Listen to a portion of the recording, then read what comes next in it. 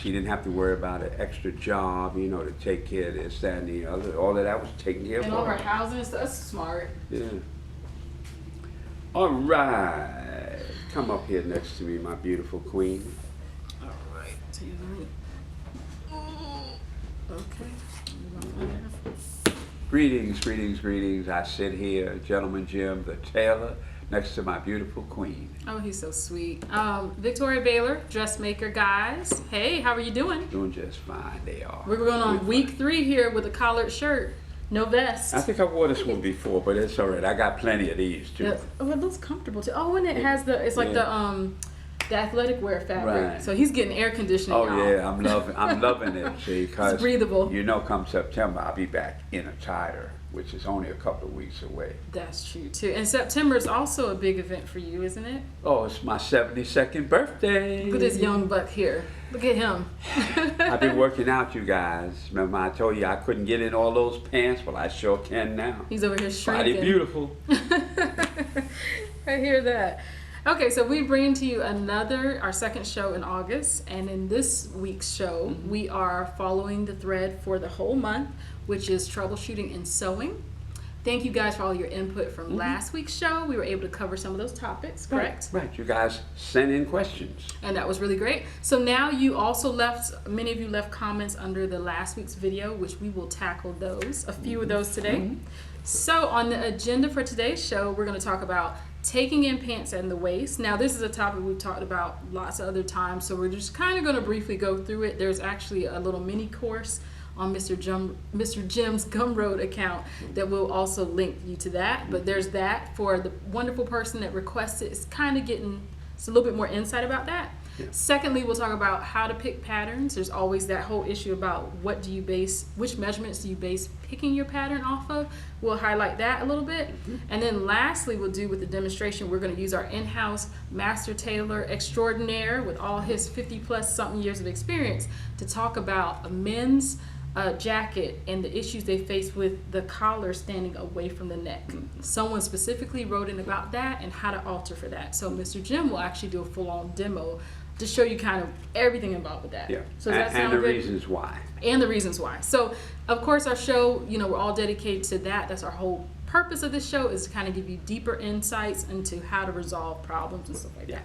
So with that being said, let us move forward. Let's talk about taking in the waist of pants. Taking in the waist. It's one of the most common alterations, isn't it? It really is. And like anything else, on a ready-made pair of pants that you have and the waist is too big, if you take it apart, it'll show you what was done. And it's a waistband, people. It's a waistband. This isn't like critical life No. changing surgery. And I will say though, waistbands come in all shapes, sizes, and types. They do. Now the easiest one to alter, and Mr. Jim can attest to this because we both do these type of alterations, is a man's pant, because the waistband is split in two. Right. And then you have the seam in the back, so it's a lot easier to pop that apart. For women's pants, sometimes a little trickier because they don't have that center waistband. But I'm going to explain how we're going to do that. We can talk about that too. And then there's different waistbands. So sometimes there is the actual sewn on waistband, and then sometimes the fabric itself is attached, the waistband to it, and it's folded over. So you have to use a little bit of your, thinking skills to fix these problems. But anyway, here's the That's true. Now, man's pants. On a man's pants, and I'm going to say even on a lady's pants, this is where we're taking it in, right in this area here. The center back. Like you say, on a man's pants, the waistband is split. So it's very easy to get to that. Now, let's say this was a lady's pants and it had the same amount taken in. But the ladies' pants, the band goes all the way across. No split. Well, it's very simple. Just mark it. I'm going to open this one up so you can see. And then cut it. So you're going to create the split now. You're going to create the split line, because that allows you easy accessibility to either taking a waist in or letting one out.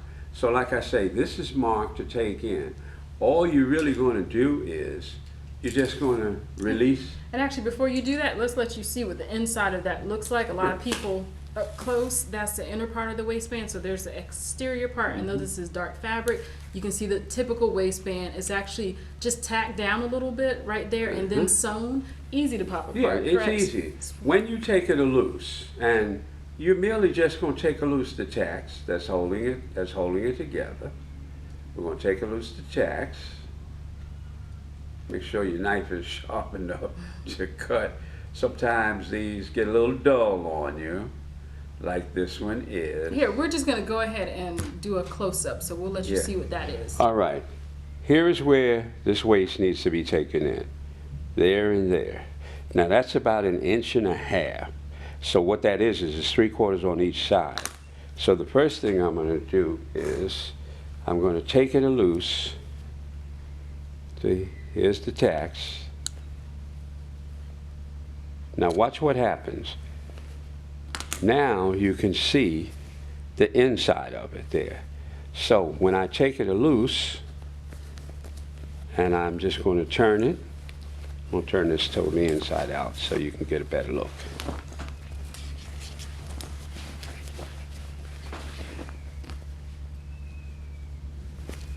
Right here.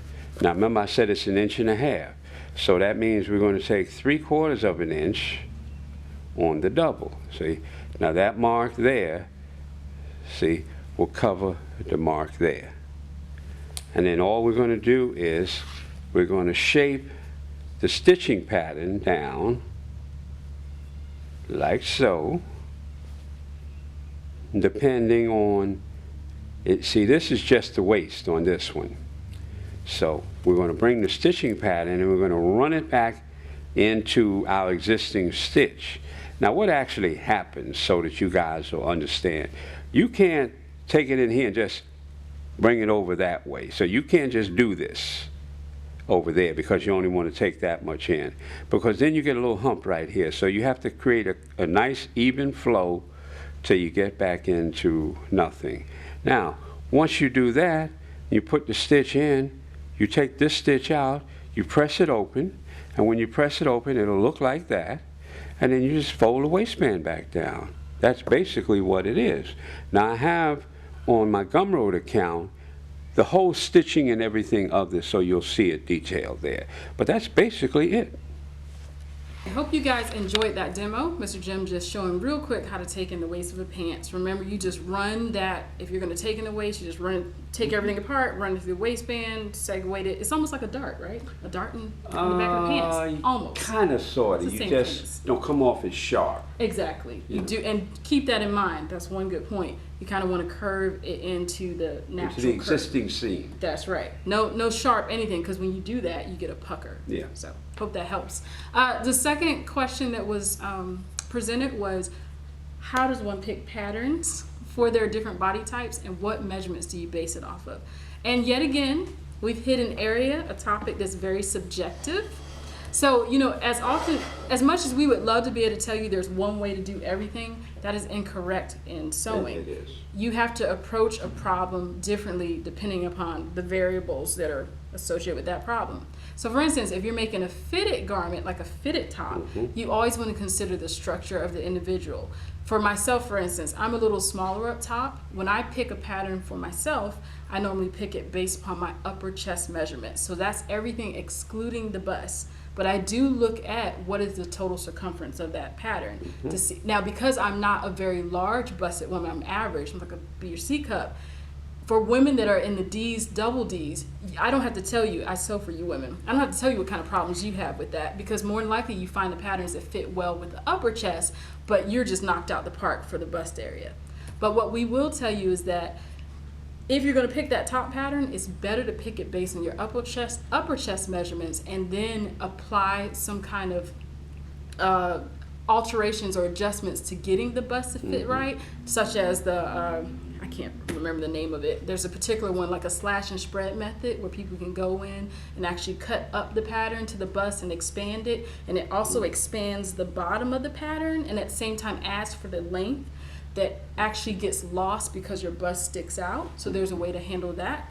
But if you, in the same vein, if you were dealing with like a tunic-y kind of top, something's a little bit more loose and flowy, and it isn't predicated or it has like drop sleeves or dolman sleeves and there's no real major definition to where your frame needs to be, you probably could pick based on your bust. So you want to think about what type of shirt am I wearing. Always remember, the more fitted a garment is, the more it has to look just like your frame. So to pick a top based upon your bust is going to throw your back, your shoulders, your arm measurements completely wonky. Let me say this.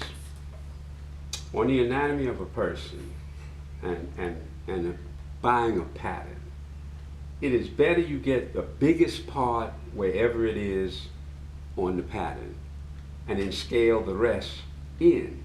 So Mr. Jim and I disagree on that. I disagree with that.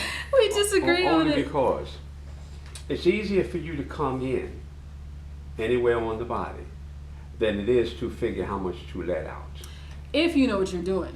So for the experts out there, I would concur with that. There's a lot of people who can take something and grade it down. Like in their mind, they can see, if I pick based on this and this is too wide, I know I'm gonna have to come in this armhole, shave off some, raise something, do that. But for a lot of you newbies, I totally agree with him. A lot of you newbies, newbies that are really struggling, if you pick the largest area, for some of you, you're just swamped because you don't know like how the shoulder is going to fit in with the arm. For you experts, that's one thing. And it just depends on your background too. But either way, there are two approaches to every problem. See? And it we don't agree on everything. But let me say this. But that's a good point. A couple weeks ago, we did a demonstration on that area that was too big. Yes. You know, yes. Like I'm saying, to me, yes, when you're learning, to go out is a harder adjustment than to come in. Because even if you're pinning it, if you get this part in, it's easier to pin this part down to get it closer to the anatomy of the person than to, okay, well, how do I open it up? How much? Good point. And how much do I add in? You don't know that. I totally get you. When it comes to a dress, yes, that kind of stuff makes sense. A top, especially something more like a collared blouse, the issue I think I'm presenting is if you end up with too much up here, most people don't know how to adjust for that. They don't know how to deal with when it's too wide here. Like in our minds, we've made patterns. You know, okay, it's too wide here. Well, you're gonna just shave off some. We know how to reduce a shoulder. But for some people, if it's too expansive here or in the back, they're like, I got these wrinkles, I don't know what to do, but it fits my bust. And then like the armhole, this is just a really weird area to make adjustments to get it to fit perfectly with a big bust. That's why a lot of people, some of you guys will opt to just get it to fit up here and then to do some of the bust adjustments. And there's some pretty good ones out there. Yeah. I've done some for some clients. But I guess in this case, we will let people decide what they want. We recommend you try both ways. Try both ways. Try both ways. Because some women you might not be too big, to Mr. Jim's point, where you might be able to just go ahead and get the larger size, fit the circumference.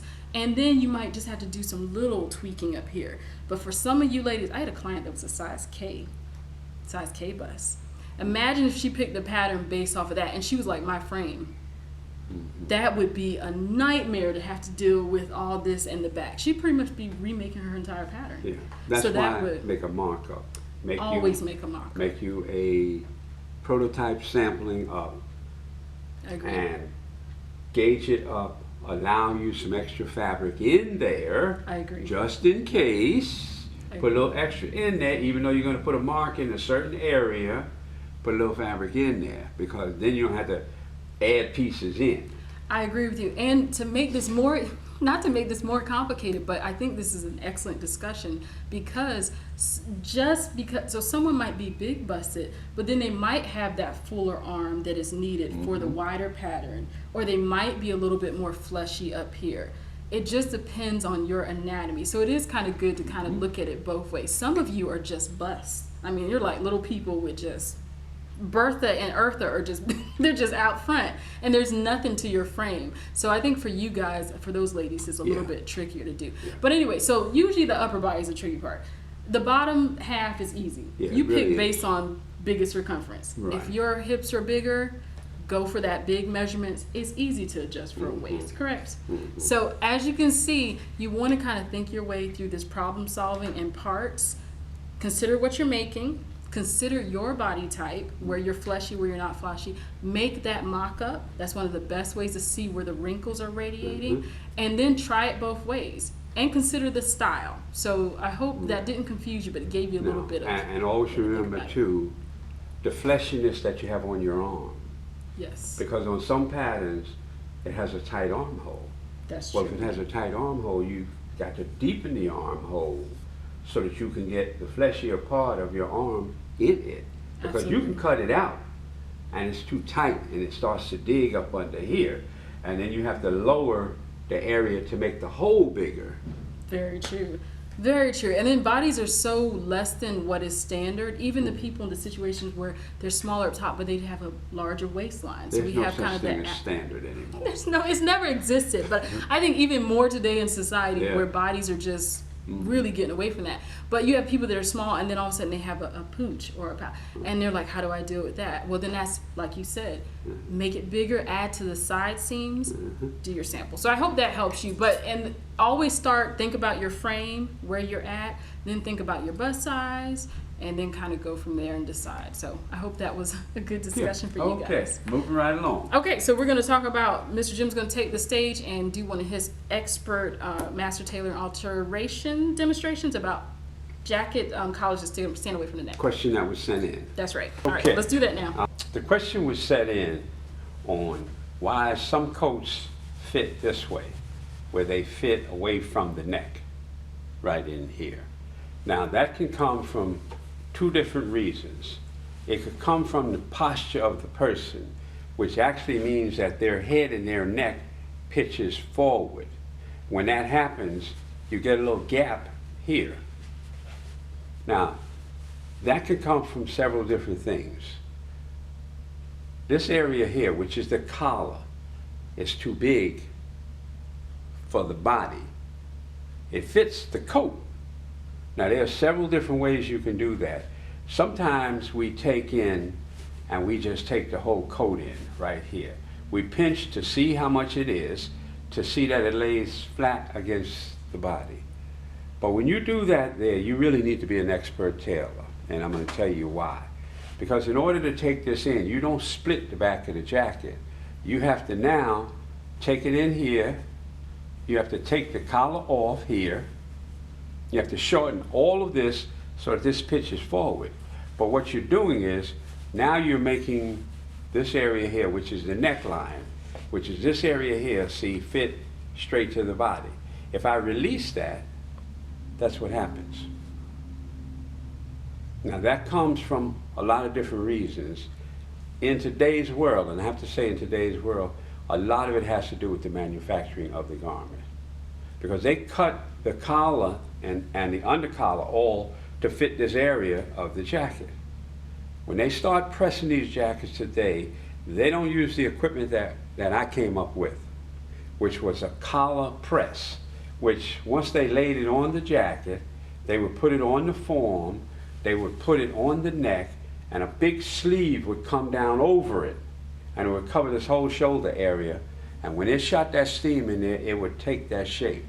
Nowadays, they just put the collar on, and when you get it, it sits away from the neck. So, with that said, it's kind of a real sticky situation, because in order to shorten the collar, and I'll do a course in that, because all of this area has to come out. Now that's almost 1.5 inches to 2 inches, but it'll fit tighter on the neckline.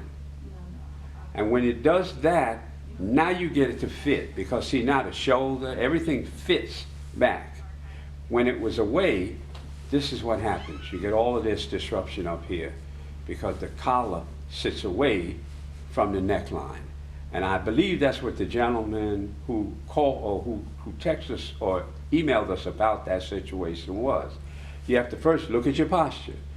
Is your neck pitched forward? If it is, then there's a gaping area back here that's open. Now, if that's the case, either you shorten the collar, like I'm telling you, but you have to physically take the collar off, to get that to fit right. Then you have to pinch all of this in, which makes this whole area around here tighter. Now, it's not an easy process, but it sounds to me like that's what's happening to this particular person there. Now we're getting into the real art of really tailoring, and I say that only because it occurs more in men's than it does women. And one of the reasons are the way the man's collar is made and all the things that go into all of this. This is two separate pieces. This is made out of a cotton base like a felt. It's called melton, M-E-L-T-O-N. And because this here can change the direction of everything. But if that's what he's talking about, and I know because I get a lot of people that come in and I have to do the shortening of the collar. But that's the only way you get it to lay on the neck.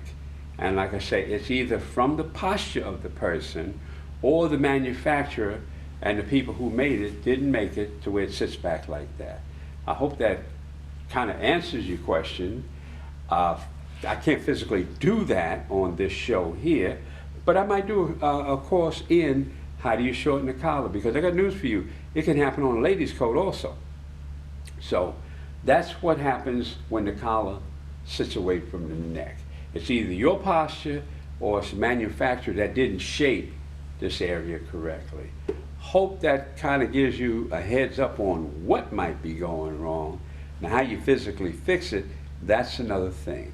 Thank you very much. Well guys, once again, we're going to close out the show. We appreciate you guys being here with us.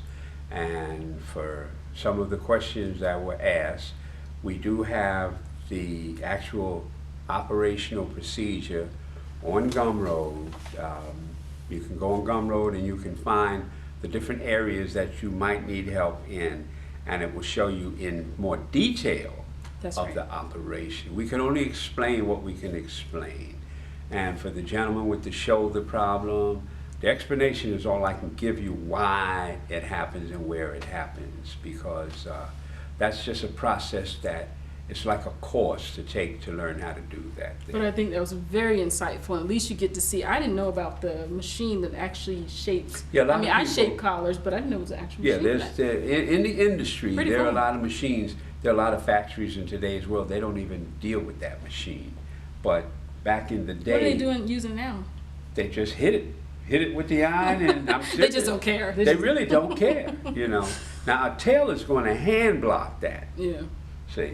But when you buy a garment, they're not going to hand block it. Hey, hit it one time and leave it alone. So most sewers might tend to their collars more. I know when I make a coat, I form it on the hem. That's what you're doing. You know? But when you buy ready-made garments, you're at the mercy of the manufacturer. So that's true. Oh, before we close out, I do want to say something. So what you gonna say? Someone is coming up with their basic sewing course. You have asked about it, people. Yes. We have preached it. We have bled it. The whole point about how you can literally sew like a master tailor. And if you have followed Mr. Jim for as long as he's been around, you have seen he's had beginner sewers sewing coats, tailored looking pants. They all look professional, and they hadn't sewn maybe a week, 2 or 3 weeks. So we want you to know it is possible to sew that well, to sew at a high level, and still be a beginner. So we're excited that will be coming out soon. What's going to happen is that I'm going to do a beginner course for people who've never sewn before. Or have sewn and can't seem to get it. Can't seem to get it. That's right. And from that course, it will lead you into some of the things that I already have, which are more advanced. I will say this, most of the things that I do teach are more advanced. Yeah. When I have you under my roof and I do my complete hands-on, it's a little different because I take you along according to your progress. But this, being that it's going to be downloads, uploads, whatever kind of load it's going to be, will take you kind of the way I teach in here from the beginning. So I think it will help loosen or actually tighten a lot of the loose bolts that a lot of you have in your understanding and help you get accelerated. And we're looking at probably a production veiling about September or so? September, October. Let's make that. More really October. More really September. We're going to get this thing out fast. Okay. But yeah, something along that. And then to celebrate his birthday. So anyway, be on the lookout for that. I hope you're salivating, because for you newbie sewers and even intermediates, it's good to go back and kind of get a better foundation. It really is. Because if you want to call yourself immediately, I don't know where you started at. There you go. I really don't. And I'm not saying you started wrong. All I'm trying to say, this will be the beginning steps of what makes my students better. That's right. And they get good fast. Yeah. So it is all about the training. Anyhow, with that being said, just want to drop you that nice little nugget, make everybody excited. We love you guys. We're signing off. Thanks for tuning in for the show. Submit your questions for next show below in the comment section. We love you. God loves you. Use your gifts. Bless the world. Many blessings. Talk to you later. All right. Bye now. Bye.